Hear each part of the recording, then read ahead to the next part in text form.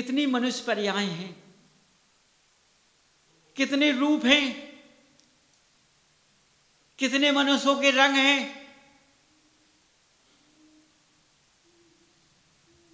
स्त्री पर्याय में देखिए कितने रूप हैं, कितने रंग हैं।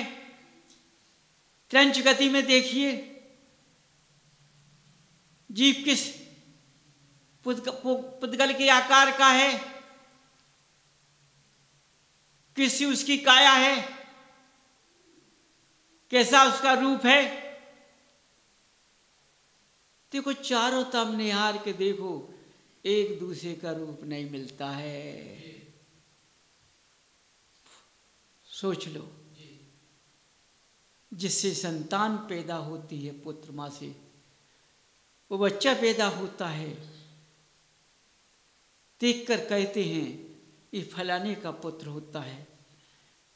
और जरा में उसका पुत्र पैदा हो जाता है तो वो बदल देता है, फिर काया नहीं मिलती है, पूर्ण काया नहीं मिलती है, फिर रंग भी बदल जाता है, हुलिया जरा मिल जाती है।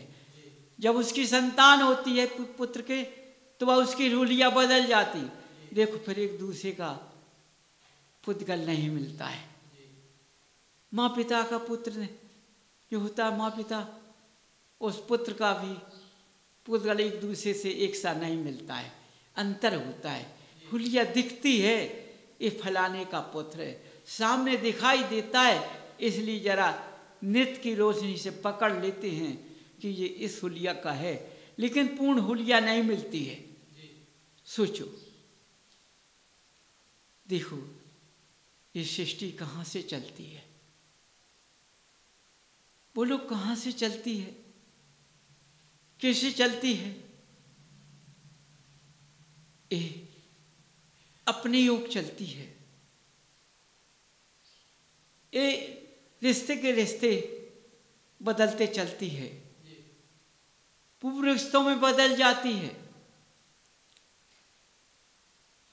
पूर्व रिश्तों को लेकर ये भरतभूमि पर सामने आ जाती है। रिश्ते ही मिलते हैं दूसरे के। समझो, पति पत्नी का जोड़ा होता है, पूर्व से मिलके आता है, किसी किसी का नहीं मिलता है तो समझो खटपट खटपट होती रहती है। समझिए, जो पूर्व रिश्ते मिलते हैं सही, उनमें एक दूसरे के अंदर मानवता होती है। सारे पूर्व रिश्ते चलते हैं एक दूसरे से, सबका मिलान कहीं ना कहीं हो जाता है। देखो ये धर्म की महिमा है। जिसने धर्म का साथ, धर्म का रंग में डूब गया होगा, उसका रंग वैसे ही हो गया होगा। जिसको भगवान में डूब जाता है उसको भगवान ही दिखाई देते, कोई दिखाई नहीं देता। और जो माया में डूबता है उसको माया ही दिखाई देती, कोई नहीं दिखाई देता है। माया के पीछे आज भगवान को भी सामने रखने लगा है। अच्छे अच्छे विद्वान देखो, माया के पीछे भगवान को, जैसे जोहरी जुआड़ी जाता है और जुआ खेलता है, जब हार जाता है तो वह अपना मकान भी दांव में लगा देता है। समझो, क्योंकि हार गया है। अब क्या बचा? मकान है। अब तो मकान भी दांव में लगा देता है। ये नहीं सोचता है कि हार जाएगा, ये मकान चला जाए, मैं कहाँ रहूंगा। क्योंकि जुआ के खेल में सब भूल गया है। ऐसा आज का विद्वान धर्म का जुआ बना रहा है। सामने रख देता है और माया में डूब जाता है। सोचो, मेरी बड़ी विनय है ज्ञानियों से, जुआ का दाव धर्म में न लगाएं। धर्म को अपने हस्ते से ले जाएं, क्योंकि ये माया किसी की नहीं होती है। हर ज्ञानी जानता है, हर ज्ञानी जानता है कि माया किसी की नहीं होती है, लेकिन माया को छोड़ भी नहीं पा रहा है। उसके बिना रह भी नहीं पा रहा है, जबकि मैंने सब छोड़ दिया है, लेकिन उसके बिना नहीं रह पा रहा। समझो, इसके पीछे आज भाई भाई के रिश्ते अलग हो गए हैं। माया और भूम, ये दो ऐसी चीजें हैं, ना भूम किसी की होती है और ना माया किसी की होती है। समझो, इसलिए बंधुओं, जरा अपनी आँख की पट्टी को खोलो। मैं किसकी पट्टी लगाकर चल रहा हूं? सोचो, क्योंकि आज हर मनुष्य नेत्र के बिंदु आज सही नहीं है। समझिए, कहाँ है? जो नेत्र के बिंदु हैं आज गलत स्थानों पर पहुंच गए हैं। मनुष्य उसी रास्ते पर चले गया है। आज इस भर क्षेत्र में जाकर देखो, चारों तरफ धर्म का क्या खिलवाड़ हो रहा है।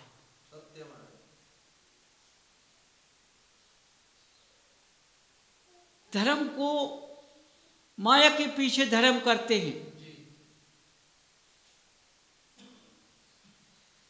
जब से धर्म से माया को दूर किया जाता है, लेकिन धर्म से माया को पास में बुला रहे हैं। यदि माया अधिक आ गई, खुश हो जाते हैं सब लोग। क्यों भाई? ज्ञानी बोलते हैं, कैसा रहा विधान? बहुत अच्छा। समझते नहीं थे इतना अच्छा हो जाएगा। इतना अच्छा हो गया तो अब आपसे क्या कहें। कितना आ गया, अरे आपसे क्या कहूं। समझते नहीं थी, इतना आ गया।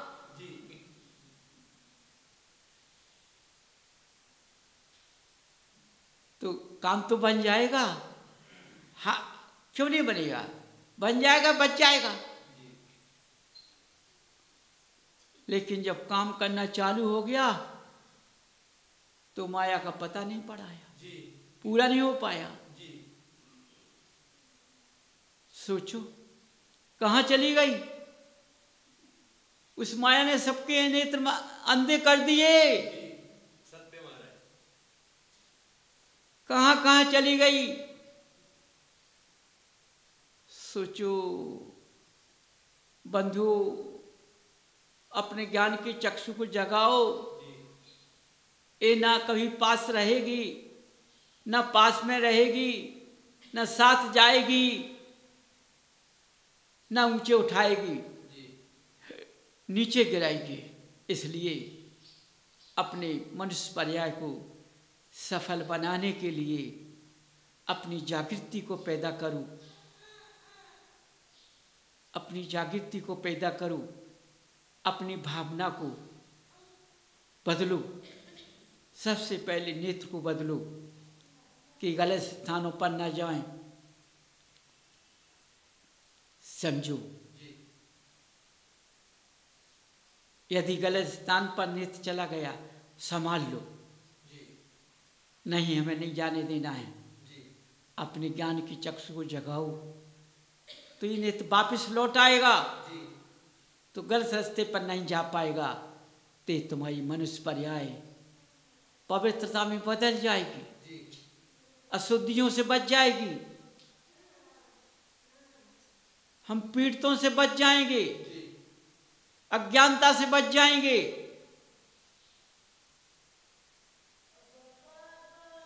समझिए बंधु,